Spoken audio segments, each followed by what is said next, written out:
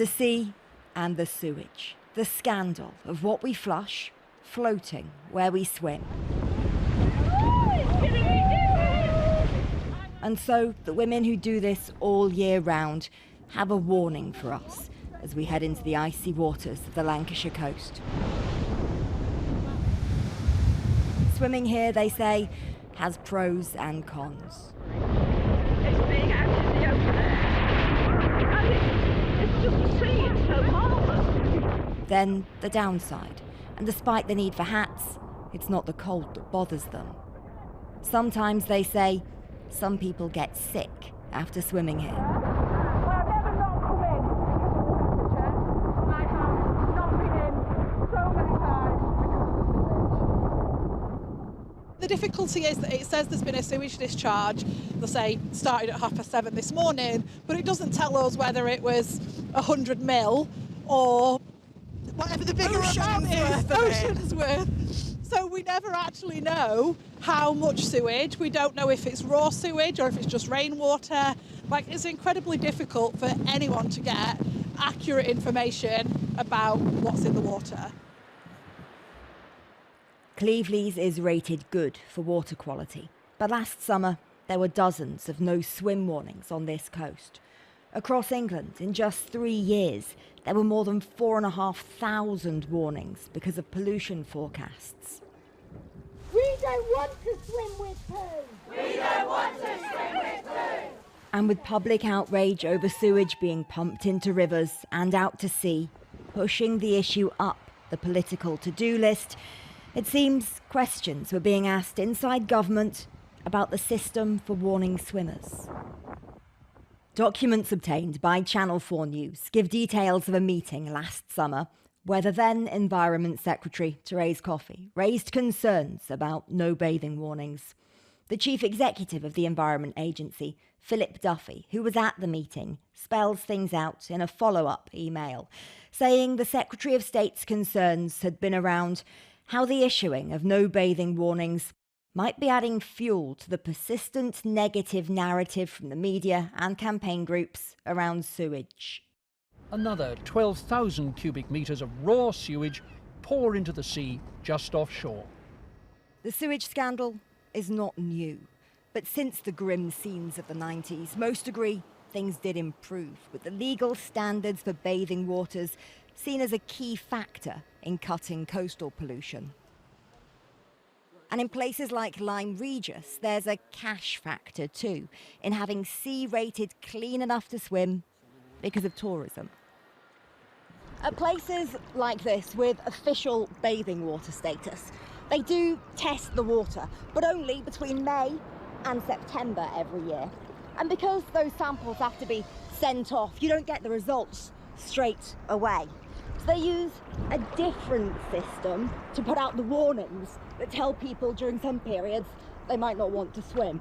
That's a data modelling system. Essentially, it's a prediction of when pollution levels might be higher. And here's the thing, any tests that are done during those warning periods, well, the results, they can be discounted. Put another way, some test results are left out when awarding water quality ratings. It's legally allowed and it's within the rules if there've been no swim warnings. But if those test results are included, then the claim of cleaner bathing waters in England becomes more tricky. It's explained in an internal briefing note for the government from the Environment Agency CEO. If you include the discounted tests, he says, the number of poor bathing waters in England would have almost doubled in 2022.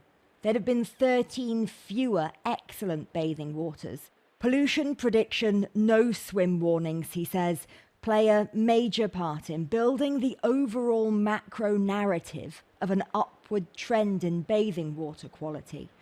Among the options for improvement suggested, review the language used with more positive descriptors, replacing pollution risk with water quality forecasts.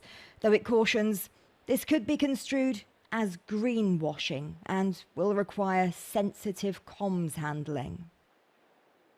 I can see why government wants to paint a positive narrative, but surely they can only do that if things are actually getting better. As chief exec of Surfers Against Sewage, Giles Bristow is no stranger to the complex rules around bathing water classifications. And yet, when we showed him the documents we obtained using Freedom of Information laws, the contents surprised him. We've been aware of the shortcomings of this system for a long time, but even so, when we read this FOI, we were shocked and we were angry. We thought, this is not what government is there for. We have a bathing water system in this country that gives us a classification, so that it gives people a really simple means of knowing whether to swim somewhere or not. Yet, what we're seeing from these documents is that there's an agreement or collusion across government, between the EA and the DEFRA, which is about using that classification to paint a better picture of what's going on, rather than using it for public safety. Safety, after all, is meant to be the point. The Environment Agency has told us that any suggestion of collusion is untrue, insisting its system is based on World Health Organization guidelines and that excluding tests from no swim periods means the ratings awarded to bathing sites, ranging from excellent to poor, are more representative.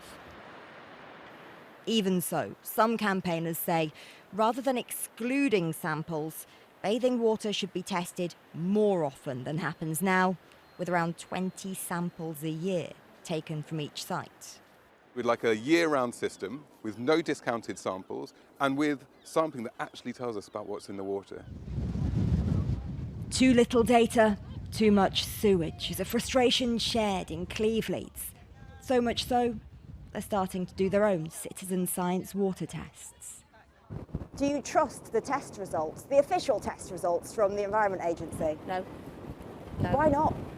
Because I think there's too many inconsistencies coming out. How can we have faith that the tests they're doing are actually reflecting the picture that we are seeing? And the two don't match up.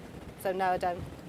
So if you don't trust the Environment Agency in terms of the accuracy of their data, what do you make of the fact that it's their job to take action against the water companies?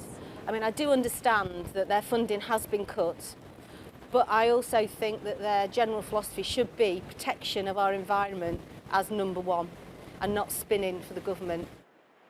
In response to our report, a spokesperson for the Environment Agency said that they were commissioned for advice by the then Environment Secretary on potential options for delivery of pollution risk warnings to bathers.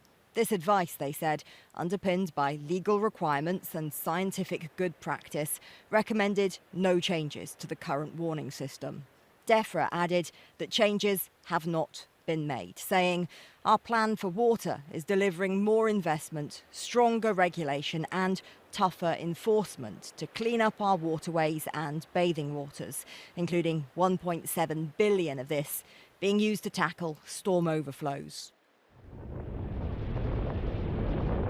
For those who just want to enjoy the water, whatever the temperature or time of year, they just want to know what they're swimming in is safe. In a statement, the former Environment Secretary Therese Coffey has responded to the claims about water pollution tests. She said transparency was very important to her when she was in office, and she'd pushed for more monitoring. She said MPs had expressed concerns that some information about bathing waters was inaccurate, and she'd asked the Environment Agency to explain.